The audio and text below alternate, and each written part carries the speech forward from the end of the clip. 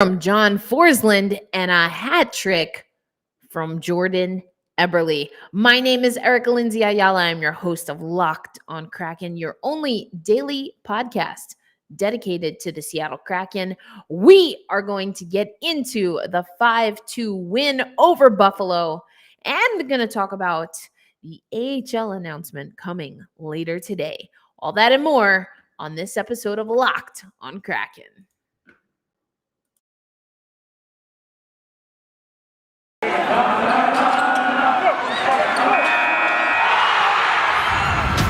You are Locked on Kraken, your daily podcast on the Seattle Kraken, part of the Locked On Podcast Network, your team every day. We are the Seattle Kraken.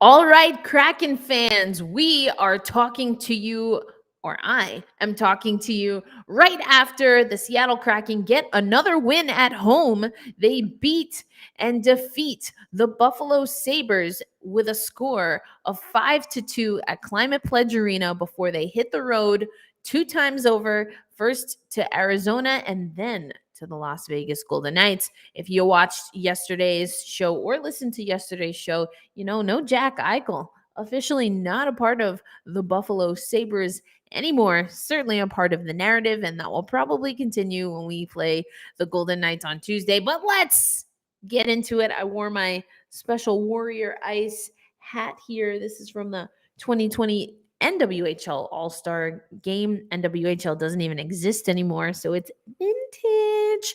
But what was vintage was Jordan Eberle's performance, able to get 3 goals on the night, put the Seattle Kraken on his back, and as we heard post-game, just yanked that monkey right off of his back, of the Seattle Kraken back. This was a good game for the Seattle Kraken. They dominated in shots, 38 shots to the Sabres 21. But you're going to hear from Jordan Eberle in just a bit that it was a little bit deflating, though, to see and look up at the shots on goal, and the Seattle Kraken were behind at that time. So let me recap exactly what happened. Now, I talked about yesterday on the show, and if you follow over on social media, and let me make sure you got that here, but if you follow on social media, you even saw that I did a little sizzle video reminding you that coming into this game, the stats were that both of these teams can be lethal in the middle frame, that being the second period. So I thought that the key to winning for the Seattle Kraken, or I guess for Buffalo, would be to strike early and to make sure they closed out the game, because both teams were going to give it all they had in the second frame. And so we got, of the 7 goals in the game, we got 3 of those goals in the second period, 3 of those goals in the third period. But the person who got it started was the Geek Squad, Morgan Geeky, assisted by Wenberg and Dunn, getting it done, if you will, and got the Seattle Kraken on the board early. Really like that Seattle was able to get an early goal, or at least score first. It wasn't necessarily an early goal that came at 15:42 in the first period. Morgan Geeky, his second of the season, and he was hungry. And you heard JT and John Forsland talking about it, that Geeky was looking prime to get something going, and that's exactly what happened. But then we see that Buffalo was right on par with what we talked about on yesterday's show, on Thursday's show, that these two teams can elevate the scoring in the second frame. And it was actually Buffalo that was more true to character, in that they scored the majority of their goals in the second period, and they let up the least amount of goals also in the second period. But it was Tage Thompson first, and then Okposo, that give the Buffalo Sabres not only the equalizer, but eventually the lead. And that's what Jordan Eberle was talking about as far as deflating goals. But Jordan had something to say about that, and he closes out the scoring in the second period. And then I'll let him take it from here. Let's hear from Jordan Eberle. You're going to hear him talk. This is a bit of a cut, trim down of what he had to say post game after the Seattle Kraken got the 5-2 win at home against the Buffalo Sabres. So here we go, Jordan Eberle. Yeah, first off, I mean, the first goal, for the most part, I thought like we were playing well, and you look up at the shot clock, and it's 25-8 or whatever it was, and we're down a goal with about a minute or 2 minutes left. You know, that's heartbreaking. And then we find a way to score late in the second and tie the game up. That was a big goal, kind of switch momentum back, especially after them scoring right away. So. And then 4-4 come out and score and take the lead. I mean, those are big momentum shifts and in a game that we desperately needed to win. I mean, you look at the standings. I know it's early, but you can't fall back too far behind here. You want to continue to climb. So, you know, we really needed this game, and it was big 2 points that we got. Yeah, it's obviously an honor. It's really cool. You know, I've had a couple, but this one for sure. Obviously, you get the first in Kraken history in this arena. It's pretty special. So, yeah, I'm not gonna lie. When I went in, I definitely thought about it. It's a neat moment, and it's part of history. So it's nice to be a part of that. Yeah, I mean, it's not only this game, but you look at how many chances we've had throughout the last. You know, dating back to the homestand and then obviously the Edmonton game, I feel like we've had a ton, and we haven't capitalized, and that definitely gets frustrating. But you know, I've played a long time in this league, and it just seems to always, you know, you just got to stick with it, and as cliche as it is when you're not creating those chances, that's when you got to start worrying. So as long as they're there, some nights they go in, some nights they don't. It's just that simple. And obviously tonight for myself, they went in, but I'm sure you'll see a lot more guys, you know, start to put the puck in a lot more. You get that confidence and it continues. Well, it's just going to help us win. So there you have it, Jordan Eberle. I like a lot of what he had to say. First of all, talking about the momentous occasion, being the first person to score a hat trick in Seattle Kraken history. Write that down. I was messaging with Chanel Keenan, of course, friend of the podcast, and works as an intersectionality consultant with the Seattle Kraken. And, you know, we were just talking about how this is like a trivia, right? We keep getting trivia, including that Groovy, Philip Grubauer, the starting netminder, actually got an assist on the Jaden Schwartz goal. We haven't gotten to that one yet, but yeah, so a little bit of history. But so whether we're talking history, whether we're talking getting the W, we definitely want to get into analytics. And that's when another friend of the pod, Allison Lucan, and her fantastic post-game analysis are coming in handy. So we are going to talk about that coming up next on Locked on Kraken. But right now, let me tell you about Built Bar. Now, once again, I'm hitting the road, and I've already planned my trip back home for Thanksgiving. I do love Thanksgiving food. I love apple pie, but I think I'm going to try to not eat as much apple pie while I'm home. I'll probably pack some to go, but I'm also going to pack Built Bar, because instead of just having that second or third pie, you know, you have a third slice of pie in the morning, the day after Thanksgiving, because maybe you don't want to open all the leftovers and the pie's just sitting there. Is that just me? Either way, this is the perfect time for Built Bars. Instead of upwards of 300 calories for a slice of pie, you can get a Built Bar covered in chocolate, 130 calories, 4 grams of sugar, and packed with protein, because I got things to do. We've got Seattle Kraken hockey after Thanksgiving. I'm going to be calling Premier Hockey Federation games. We're going to talk about that later in the show. So this is an opportunity for you to really keep those snacking habits under control without having to pack on the calories. So if you go to built.com and you use promo code LOCKED15 at built.com, you'll get 15% off your next order. And you're going to want to make sure you're checking out built.com and that you are checking out all of their stuff on social media, because there's going to be special flavors. because we're into the holiday season. I know I certainly have my favorites. I'll have to let you know what we get in our next Built Bar box. But again, use promo code LOCKED15 for 15% off at built.com. Happy snacking. All right, folks, now it's time to get into the analytics or the analytics. Is that how we say it, Chanel? Analytics, Allison, analytics, analytics. We shipped it. But I couldn't find the article. I did put it in the show notes. But I talked about Tuchman's model and the fantastic work that Allison Lucan did talking about leadership on this Seattle Kraken team, not just on the ice, but in the front office. But now we are going to talk about on the ice. And let me pull up what we have here for you. We are going to talk final buzzer, hats off for Jordan Eberle. I love it.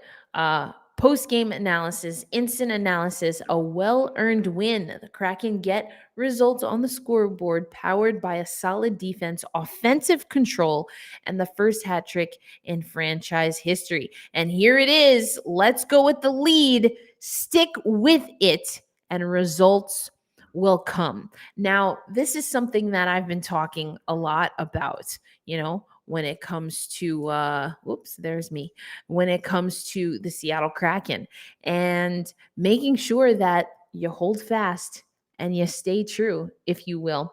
And the Seattle Kraken have been figuring out their game. They're just not doing it consistently. So tonight's game, very good. I did not see weak side being a problem. What I will say is, and actually let's go back to the analytics here, because the analytics actually said something, they say something interesting regarding the rush. So here we go.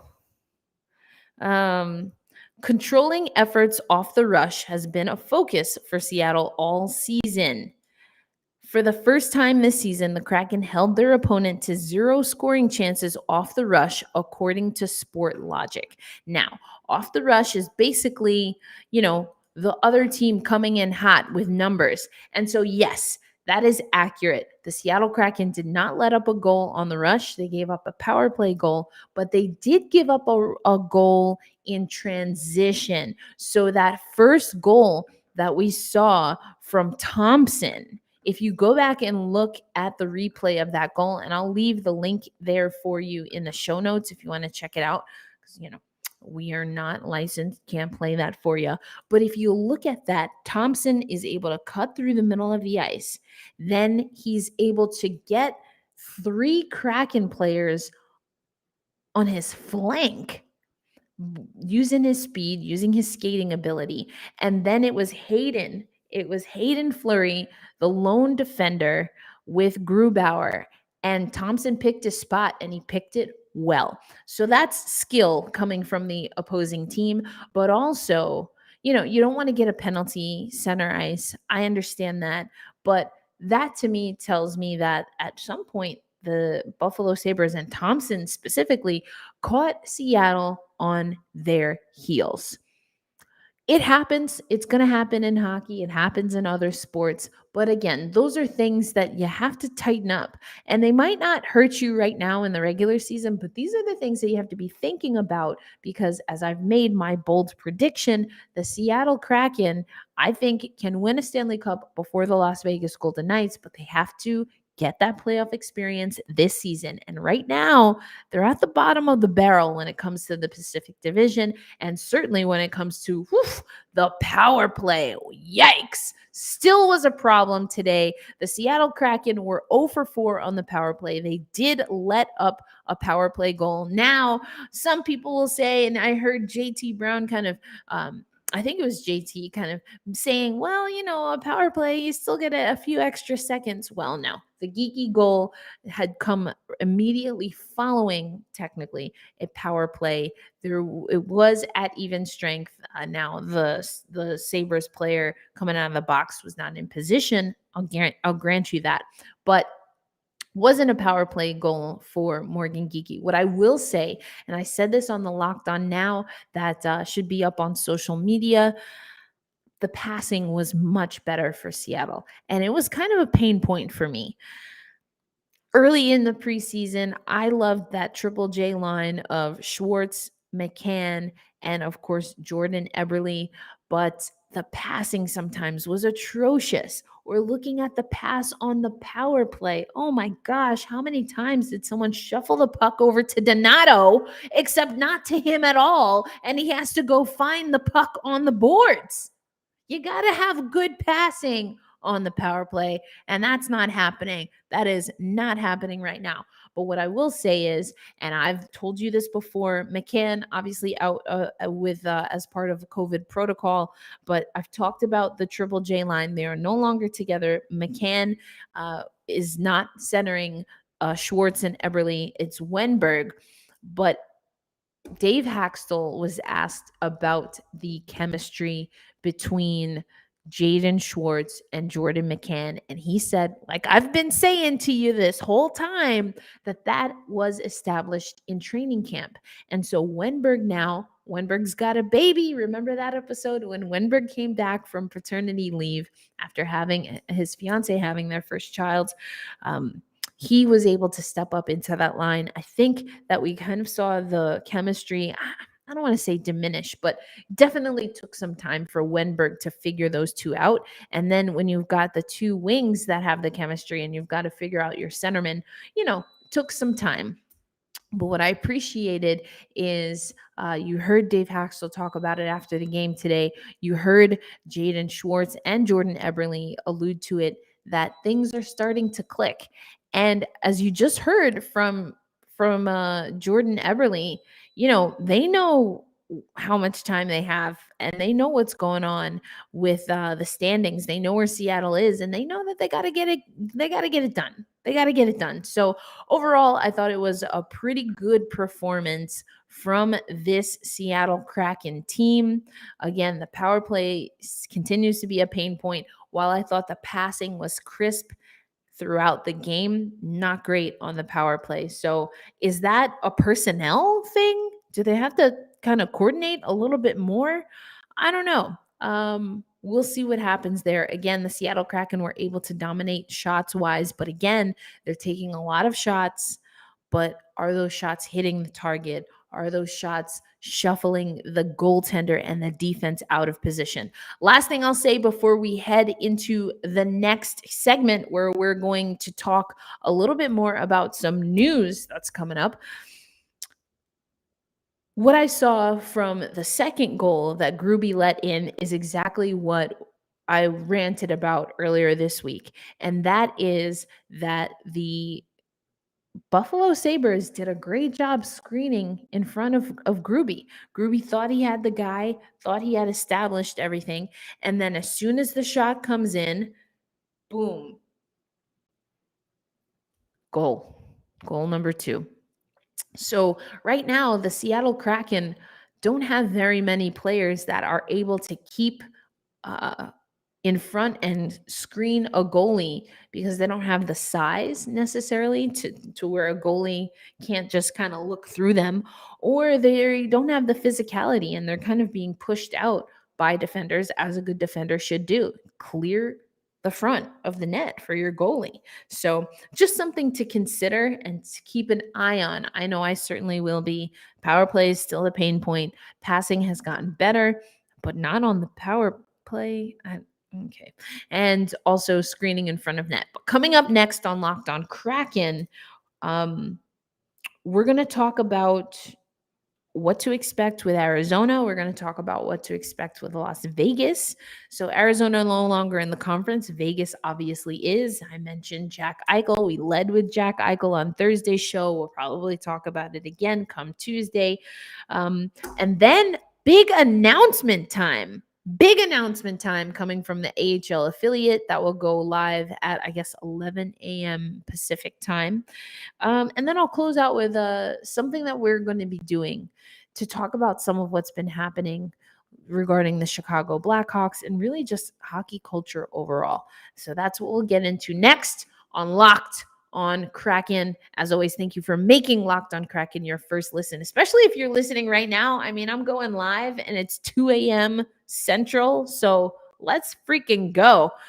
But right now, I want to tell you about betonline.ag. It is back and better than ever and right on time for football season, basketball season, and of course, hockey season. Now, even though it's an updated website and even though it's an updated interface, betonline.ag is still your number one spot to go for all basketball and football action in 2021. And what we want to do for you is if you head over to betonline.ag and you open an account, you get started, you will get a 50% welcome bonus when you use the promo code LOCKED on. So head over, you can use your tablet, your mobile device, your desktop, whatever you got, and make sure that you don't miss all the promos from football, basketball, hockey, even Las Vegas casino games. All of it you can find on betonline.ag. And if you use promo code LOCKED on, you will get 50% welcome bonus toward your first or from your first deposit. BetOnline is the fastest and easiest way to bet on all your favorite sports. BetOnline, where the game starts. All right, so coming up now, like literally right now, in this part of the show, I want to get us ready for what we can expect. So we're going to look at the standings once again, and we're going to look at the Pacific Division. Just so the Seattle Kraken were able to pick up 2 points, which is fantastic. Unfortunately for the Seattle Kraken, though, they still have a lot of work to do, as you heard Jordan Eberle allude to, quite honestly, if they want to make my bold prediction come true, which is, of course, that they are able to that they are able to not only make the playoffs, but really start to establish themselves. But here we go. In the Pacific Division at the top of the table, 16 points, Edmonton, followed by Calgary and San Jose and Anaheim and Vegas, all double digits. Then we've got LA, Vancouver, and then the Seattle Kraken. Just got on the board with a win streak. It's not a streak at all. It's just the one. But we're competing with the Los Angeles Sparks. What? They also play in Staples Center, but no. I've got basketball in my mind. The Los Angeles Kings, excuse me, just had Blake Bolden on the show. What the heck am I talking about? It's early or late or both. I don't know.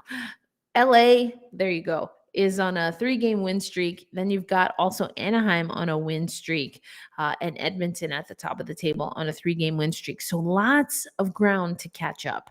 Obviously, if Seattle can get some things done they'll be playing Vegas in the division. No Jack Eichel, or likely no Jack Eichel.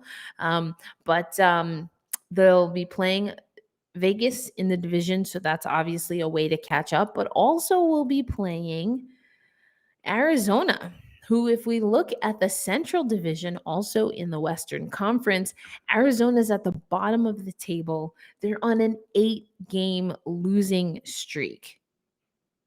They've played 10 games.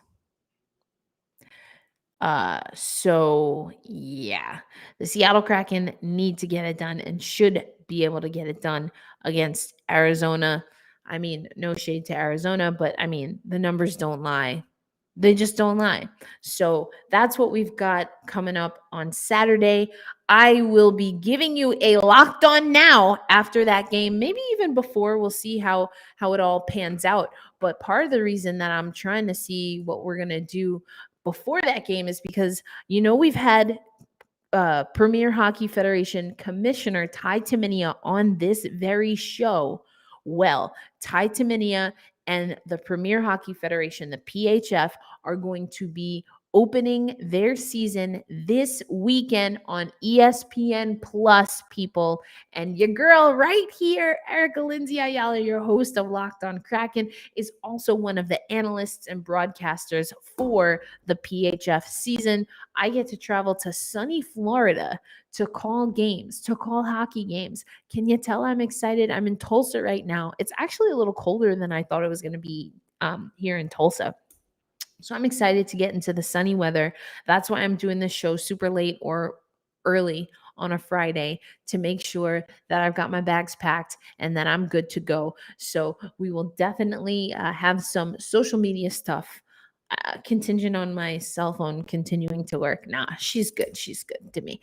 But we're going to have some reactions, certainly post game, and maybe a little bit if I can get you some analysis right before the Arizona game, since we're not going to get into it on this show, at least not in great detail. The other thing that I want to make sure that you know about is an announcement. We are getting a name, folks. We're getting a name for the AHL team. Now, I've gone into decent amount of detail regarding what I'd like the name to be. I will definitely be wearing my Elon Phoenix gear because I went to Elon, whose mascot is the Phoenix Firebird, mythical creature akin to the water mythical creature that is the Kraken, both singular. I'm just saying. So tomorrow, here's what we know. There's going to be a press conference. It's going to happen in the Coachella Valley. I'm going to pull this up for you. Oakview Group. Now, I talked about it. They named some new blood, if you will, to their they've named some new blood to their front office, but also they have let us know that there's going to be an announcement. You can hear my clothes are drying. All right, here we go. But let me pull this up for you. Is that annoying? It's annoying to me. I don't know if you guys can even hear it, but it's it's like hella annoying to me. Anyway, here we go. Oakview Group and Seattle Kraken officially unveil team brand and name of Coachella Valley Arena's new AHL hockey team. We're going to have Tim Leiweke. We're going to have Ron Francis, Jerry Bruckheimer, and Supervisor V. Manuel Perez.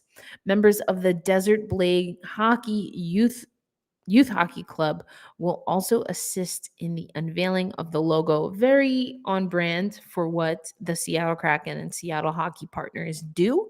So that's happening tomorrow.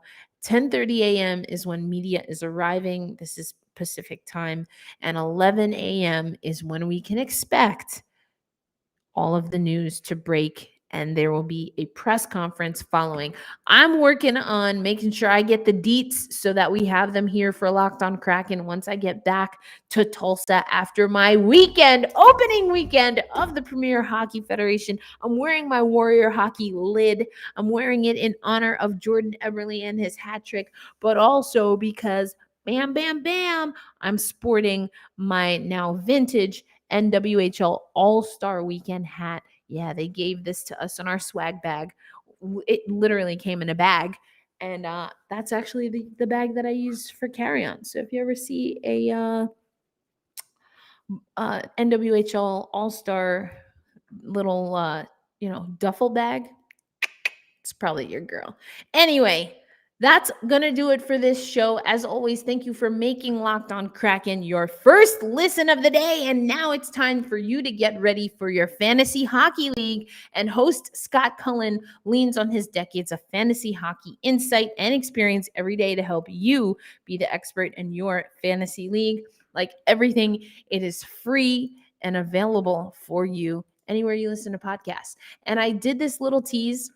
I'll get into it a little bit more on Monday's show, but a few of us hosts on the Locked On NHL channel in particular, we are going to come together and have a conversation about how we're taking in a lot of the news.